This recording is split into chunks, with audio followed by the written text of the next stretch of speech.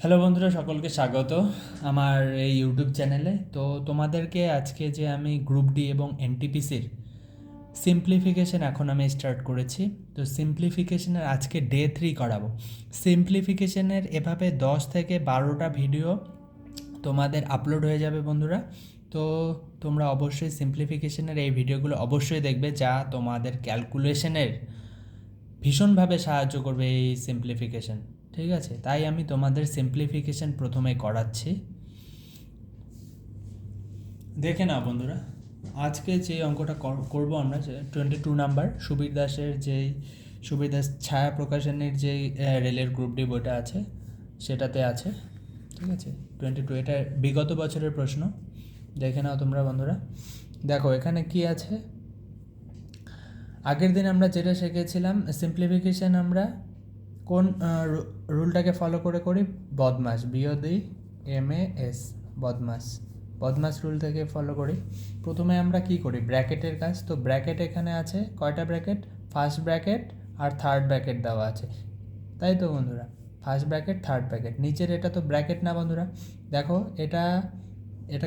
এটাকে কি চিহ্ন বলি আমরা? মড চিহ্ন বলি।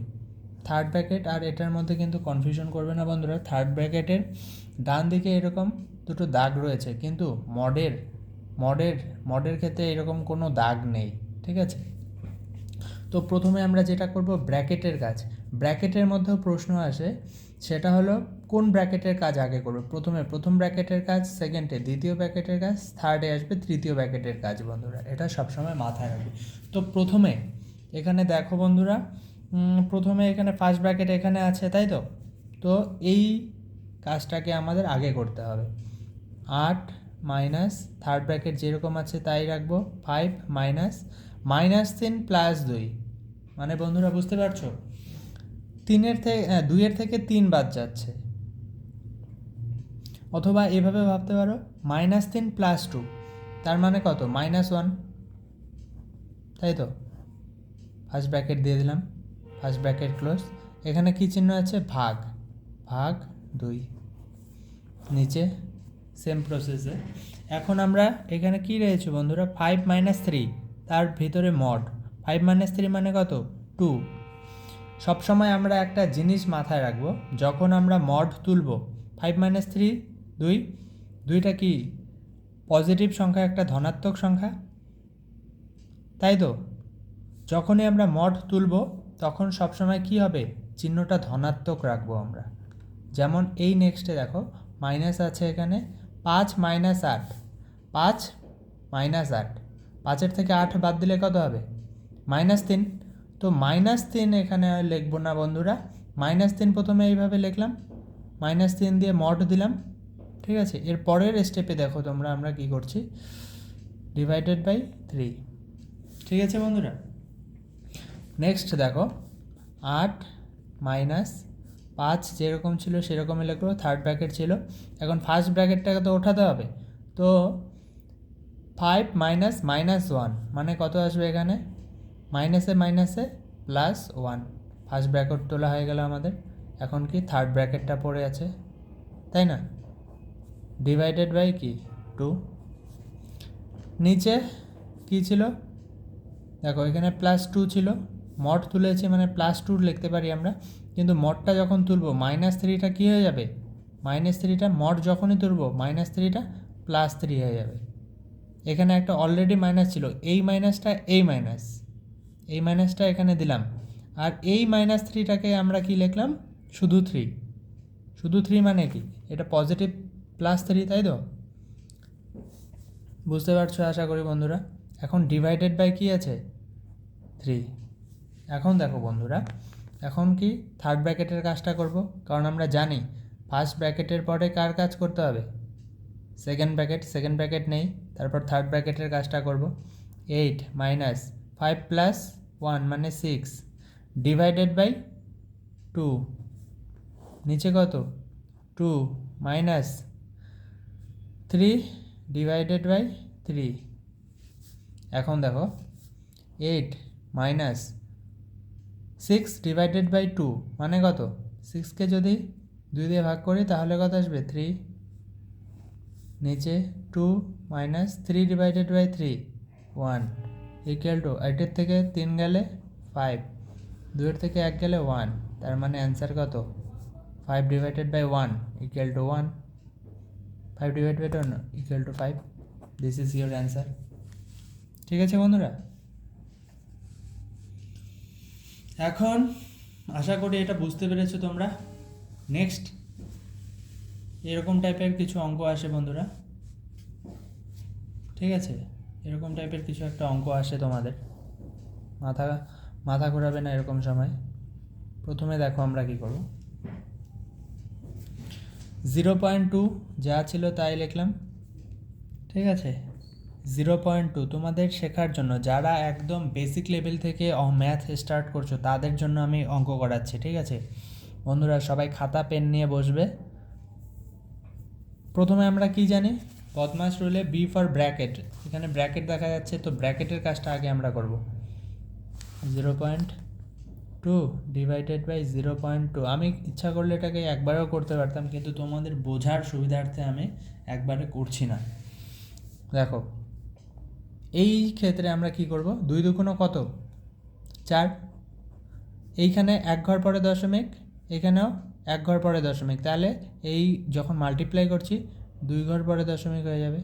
0 দিলাম, 0.04, কি বোঝা গেল বন্ধুরা? তাও যদি বুঝতে না পারো তাহলে এইভাবে ভাঙিয়ে দেখাচ্ছি, 0.2 মাল্টিপ্লাই উইথ 0.2, এটাকে যদি আমরা দশমিকটা তুলি তাহলে নিচে কি দশমিকের জন্য একটা 1, আর 1 ঘর পরে দশমিকের জন্য 0 দেই। সিমিলারলি এই দশমিকটা যদি তুলি, এটার জন্য একটা 1 ঘর পর দশমিকের জন্য 0 দেই। উপরে 2 দুগুণো 4, নিচে 100, 4 ডিভাইডেড বাই 100 মানে কত? 4 ডিভাইডেড বাই 100 মানে 0.04। বোঝা গেল কি না বন্ধুরা? আশা করি সবাই বুঝতে পেরেছ। এখন দেখো, এখন কি করব আমরা, ডিভাইডের কাজ করব। এখন আমরা ব্র্যাকেটের কাজ শেষ হলে কি, ও ফর অফ তো নেই এখানে, ডি ফর ডিভিশন, ভাগ করব। এখন 0.2 প্লাস 0.2 মাইনাস এটাকে এটা দিয়ে ভাগ করলে 1 আসবে, ইন্টু 0.04, 1কে এটা দিয়ে মাল্টিপ্লাই করলে তো এটাই আসবে, তাহলে এটা আমি কেটে দিলাম, ঠিক আছে।